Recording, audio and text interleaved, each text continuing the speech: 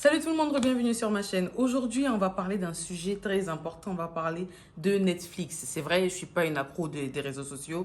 Pardon, je mens, c'est pas vrai. Là, j'ai menti. Je suis pas une accro de Netflix. J'aime pas trop. Du moins, j'aimais pas trop il y a juste avant le coronavirus. Quelques années de cela, je n'aimais vraiment pas la télé, mais maintenant j'ai dû m'habituer par rapport aux circonstances mondiales, par rapport à la crise mondiale, la crise économique du coronavirus.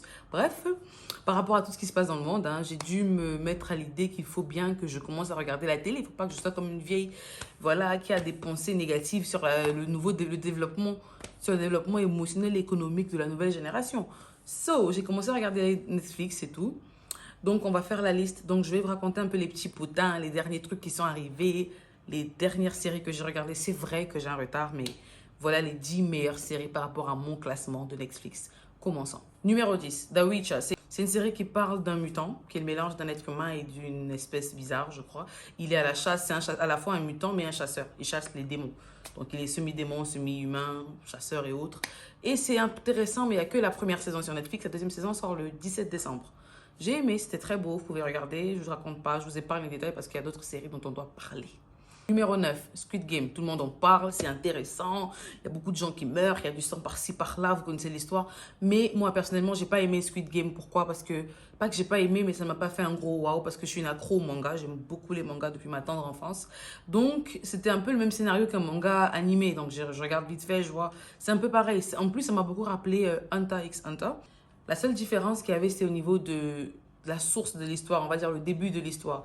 Dans Hunter x Hunter, c'est un petit garçon abandonné par son père qui veut rentrer dans une académie juste pour pour prouver sa valeur dans la société. Dépasser son père et prouver sa valeur dans la société. Bref. Alors que dans Squid Game, bah effectivement, c'est un homme qui a une femme, qui a une ex-femme, un enfant et vit avec sa mère, qui a besoin d'argent, qui rentre dans un jeu pour pouvoir gagner de l'argent et surtout va faire des trucs atroces, quitte à se battre contre son meilleur ami pour gagner de l'argent. Et à la fin, et bref, il abandonne, mais son meilleur ami se tue, donc il gagne l'argent, mais il ne touche pas à l'argent. Bref, c'est un peu la même chose. C'était une série intéressante, mais pas le top du top pour moi. Et après, chacun ses goûts. Numéro 8, The Empress Key. C'est l'histoire d'une chinoise, japonaise. Je ne sais pas trop d'où ça vient, mais je crois que c'est chinois quand même. Parce que j'ai connu les Xin Chong Cheng, tu vois, les Shang Chong. Ni hao ma. Yeah, j'ai reconnu ça. Et en fait, c'est l'histoire d'une fille. Je suis sûre que vous avez vu ce film parce que j'ai l'impression, quand je regardais, j'avais l'impression d'avoir regardé le film. Mais c'était trop long pour que j'ai regardé ça en série comme ça. C'est l'histoire d'une jeune fille. Elle vivait dans disons, dans un mini-royaume. Et le roi principal qui est venu, qui a envoyé des gens venir demander à son père de se soumettre. Son père a accepté, mais il y a eu des... Bref, on a cessé son père à la fin. Elle va se venger. Voilà, elle va aller habiter dans la cour du roi, ou je sais pas, elle va tomber amoureuse du prince. En tout cas, vous voyez les histoires chinoises, quoi. Il y a ça, il y a Empress Key. Et le numéro 7 aussi, c'est Li Wei-Yang. C'est un peu la même histoire que d'Empress Key. So, numéro 6, Blacklist. Blacklist, je l'ai regardé avant Netflix, mais j'ai pas fini. Mais Blacklist, c'est une tuerie. Ça commence par un gars qui vient, il se met carrément à genoux devant tout le monde. Il rentre dans la police où il est recherché depuis des années. Et il vient là, boum, déjà il est dans la liste des top des hommes les plus recherchés des États-Unis. Top 3 des hommes les plus recherchés des États-Unis. Donc il arrive carrément, il se met à genoux, toutes les caméras le reconnaissent. Et il s'appelle Raymond Reddington. Je parle pas trop, vous devez regarder la série. Si je vous raconte, vous ne trouverez pas l'intérêt de regarder la série. Donc je mets juste le piment un peu, je vous énerve, je vous tic et vous allez regarder. So, pour ceux qui ont regardé, vous savez, vous êtes des vrais classiques. 5. King of Boys. Ça, c'est une série nigérienne. Oh là là là là là là. Vous inquiétez pas, il n'y a pas de sorcier dedans. Il n'y a pas, bon, du moins, il y a pas. Il y a une fois, ça apparaît, mais c'est vraiment pas comme vous imaginez. Il a tué sa femme. Non, c'est pas comme ça. C'est vraiment, c'est le top du top. C'est un classique de film américain ramené en mode gangster africain. Ça vous parle carrément des élections, des... Oh là là. Et ce que j'aime dans le film, c'est que c'est une femme qui raconte. C'est l'histoire d'une femme, en fait, qui n'était rien, qui après, j'ai regardé le film avant. Ça aide beaucoup quand tu vois le film avant de regarder la série parce que c'est un peu comme une continuité. C'est une femme qui est partie de rien, qui s'est créé son pouvoir, qui s'est créé un nom et qui tous les jours rencontre les problèmes de la société en fait parce que la femme n'est pas rapidement acceptée. Il y a toujours des challenges, surtout quand elle claim, comment on dit ça en français, quand elle réclame la place d'un homme où la place qui a été, pour la plupart du temps, depuis la création de cette place, a été occupée par un homme. Elle veut devenir gouverneur de l'état de Lagos, je crois, au Nigeria. So, numéro 4, c'est Merlin. Merlin, c'est l'histoire de mon enfance, l'histoire de Arthur, le roi Arthur, la table des 12 chevaliers. Oui, c'est ça, mais c'est encore plus profond. C'est une série complète. Parce que depuis que j'ai commencé à acheter des vidéos de séries sur YouTube, j'ai lu les sous-titres et tout, mais la plupart des séries n'avaient qu'une saison. Et c'est dérangeant. Voilà quoi. Donc du coup, Merlin, c'est la série d'un jeune homme que personne ne connaît, que personne ne regarde parce qu'il n'est rien, qui devient quelqu'un, qui joue par contre, qui en fait n'a pas le rôle du super-héros qui sauve la vie de tout le monde, mais qui en fait est le super-héros qui sauve la vie de tout le monde, juste qu'on on ne l'acclame pas pour ses bienfaits dans le film. Et nous, les spectateurs, nous qui regardons, nous savons. Bref, c'est une série très intéressante pour moi. J'aurais mis au top, top, top, mais en ce moment, je suis sur une série, donc je ne vais pas mettre ça au top pour l'instant. Mais c'est une très bonne série, à l'ancienne, un peu dans les temps contemporains, avec le roi Louis XIV, Louis XXVII, Louis XXX et tout. Et puis voilà. En tout cas, c'est une série très, très, très intéressante. J'ai adoré. Merlin. Numéro 3, Dynasty. Dynasty, c'est juste une série qui est comme Empire.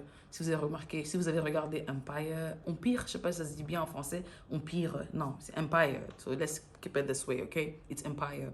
So, la série parle d'une famille qui a beaucoup d'argent, une famille qui réussit, une famille, tu vois, the Carrington Family.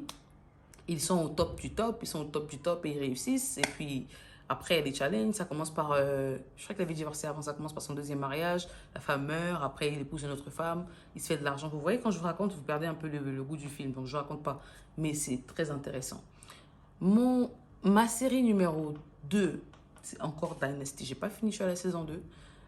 J'ai presque fini la saison 2, je pense. Il y a 4 saisons disponibles sur Netflix. J'ai vraiment, vraiment aimé parce qu'il y a les 4 saisons sont disponibles, mais je ne suis pas encore arrivée au niveau des 4 saisons, je suis encore à la deuxième saison.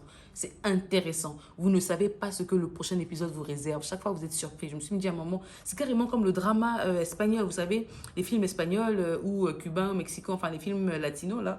Il y a toujours un drama. Quelqu'un qui était mort, mais qui n'est pas mort. C'est un peu comme la série de Brooke et Morgan, là. J'ai oublié le titre. Oh zut, j'ai oublié le titre. Oh, j'ai oublié.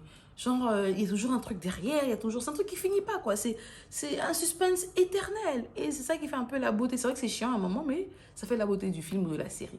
Voilà. Numéro 1.